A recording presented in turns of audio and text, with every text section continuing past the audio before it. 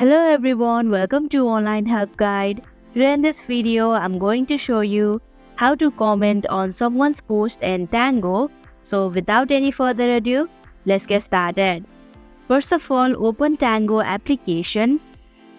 Now go to the post of the person where you wanna comment.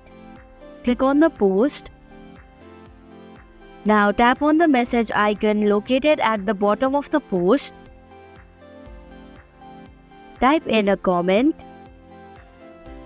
Then click on the arrow button to post it. So that is how you can comment on someone's post in Tango. Thank you for watching Online Help Guide. Hope this video was helpful. If it was, hit the like button and comment down if you have any questions or feedback. Also, if you are new to our channel, subscribe and hit the bell icon so that you don't miss our upcoming videos.